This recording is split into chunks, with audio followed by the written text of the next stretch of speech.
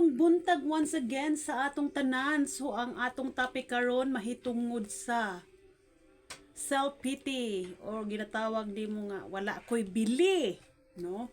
Wala ko'y bili nga pagkatao, no? Maunang Muslim na to maingon sa tungka galingon ba na sila raman ang maayo, ako dili man.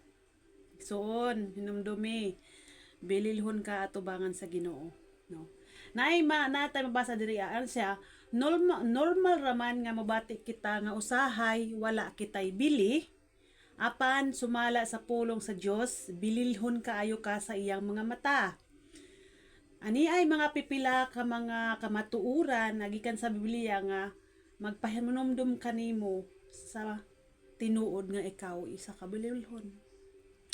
Una, hinumdumi igsuon, gimahal ka sa Ginoo. Gimahal ka sa Dios nga walay katapusan. Maunay una. Naay verse ana magigsuon giingon sa Juan 3:16 nga tungod sa dako nga gugma sa Dios sa kalibutan, gihatag niya ang iyang bugtong anak aron ang tanan nga motuo kaniya dili malaglag kung dili makabaton sa kinabuhing dayon.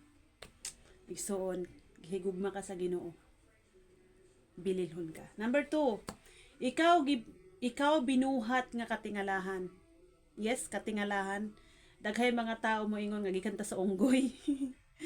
Daghan mga tao nga moingon na gikan man ka sa ano kay kulot man ka, gikan man ka sa ano kay ito man ka. So daghan mga haka-haka no.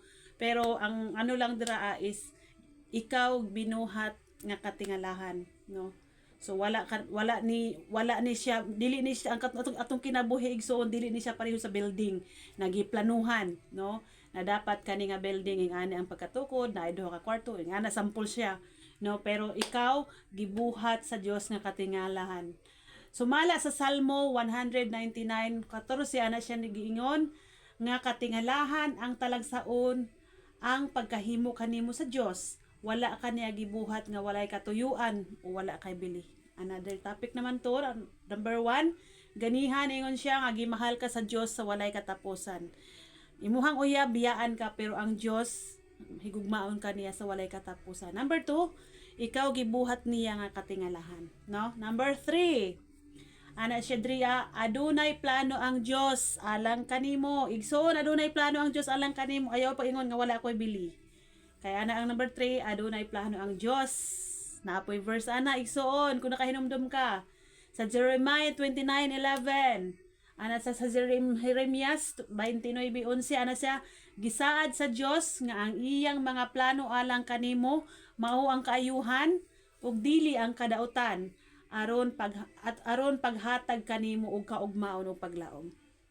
Ayo ka walang pag-asa igsoon. Naakitay paglaom. Lihok lang, trabaho. Dili niyo makita ang result karon pero maabot ang panahon na naay result ang tanan nimong hago. Next, number 4. Siya ang imong kusog sa panahon sa kaluya. Makaingon ka nga, siya ang imong kusog sa panahon sa kaluya kung imuhan siyang dawaton sa imong kinabuhi. Kung mubati ka nga nawad-an ka og paglaom, hinumdumi ang mga pagbangutan. Pagbangutan 3:22-23 nga nag-ingon nga ang kaluoy sa Ginoo walay katapusan ug bag-o kini matag buntag. Ana pa siya, pagkapuyon ka, ana pa sa kasabihan sa mga dato, if you are tired, just rest and tomorrow bangon ulit, no? Bangon utro. It's another day. Thank you Lord for another day, no? Dili nga kay nalugmok na ka, dira na ka kutob, dili. Bangon igsuon, ipaglaban mo. Kung nasa katwiran ka, ipaglaban mo. Bitaw, no? So, kung ikaw na hingon ka nga wala kay bili, aduna kay bili igsuon. Hinumdumi ka na, no?